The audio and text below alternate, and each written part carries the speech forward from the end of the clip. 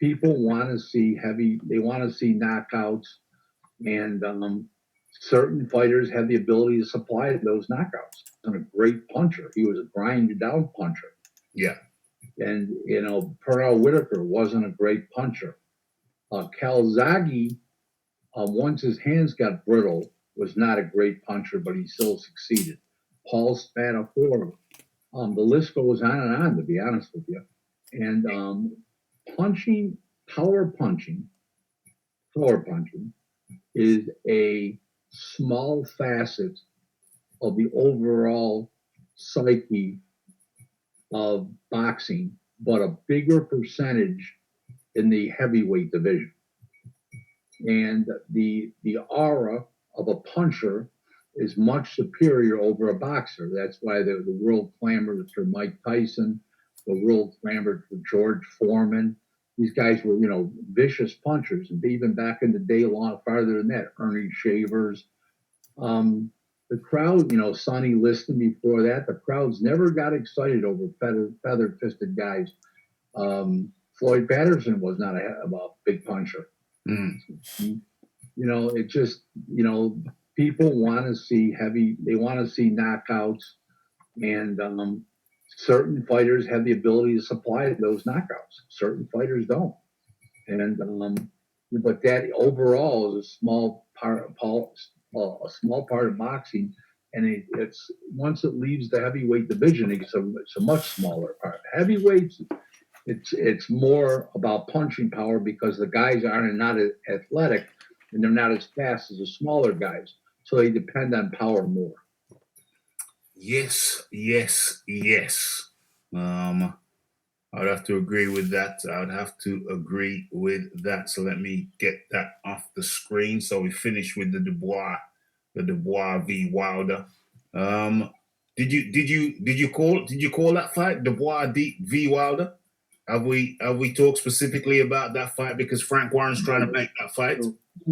No, Dubois destroys Wilder, like maybe 2 to 3 rounds at the most, 3 rounds at the most. Don't forget, he's much heavier handed than Fury, and now his psyche's gone. Fury has softened them up to the next guy. No matter what's next for Wilder, and if he doesn't take the Fury fight, he's definitely softened up now. There's no question about that, mentally, physically. And like I said to you on a couple prior shows here, once you take a sustained beating over 7 rounds, your motor skills, everything, it's very degenerative, and you go downhill from there. He took a hellacious beating. There's no question. I mean, here's a guy that never won a second of a fight and was getting slammed around you really could have called a knockdown 2 other times on Fury in the fight. On Wilder, because of the fact that he fell back against the ropes, and the only thing that held him up was the ropes. Well, that constitutes the knockdown. Yeah. And I, as I told you on a prior show, I told all you great viewing audience that basically speaking is I thought that Kenny Bayless, and I like Kenny Bayless, he's a professional, but I thought he favored Wilder in the fight. Yeah. So, if he was face to face with me, I'd tell him the same thing. I mean, no reason to not call those 2 other knockdowns, those other 2 other times that he literally fell against the ropes with no legs under him, that they weren't knockdowns. Those were knockdowns. Yes, there's a strong argument for that. Do you think that Jack Reese in the previous fight favored Fury? No, not at all. Not at all. Jack Reese, I'm going to give you my best thing about Jack Reese. Jack Reese is the ultimate professional in every which way in that ring. He's got total control. He's got tremendous judgment.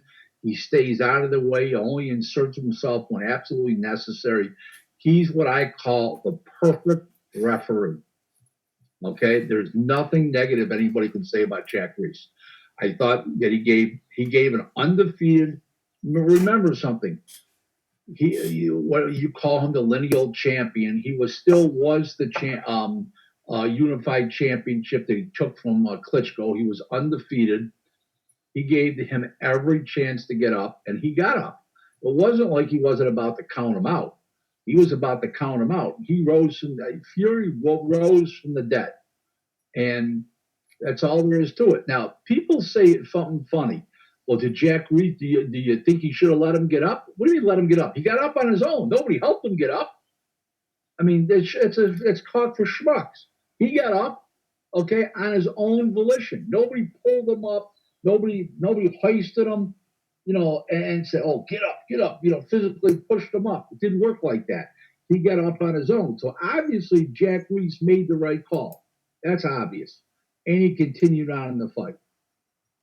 So he was knocked down again after that in the 12th round. I'm referring to. So he made the right decision. So the counter argument to that, Rick, is that any other ref, when Tyson went down the way he did in the first fight in round 12, any other ref would have waved it off. Forget about the count. Would have just waved it off. Obviously, they're wrong because he beat the count, he got up, and he fought on. And he had his total scruple. If you remember, after the fight, he sounded perfect. And when the fight was over, they interviewed him. He sounded perfect. If he was slurring his words or something like that, okay, then you say, well, maybe he should have stopped it. There was nothing there to indicate he should have stopped it. In other words, most guys, are you saying that if he would have hit the deck hard like that and his eyes were shut for a split second, would they have stopped it? Yeah, but they would turn out to be wrong. That's why Jack Reese is the man that he is. And that's why if Jack Reese is ever a referee in a fight, I don't question anything. Jack Reese is a pro.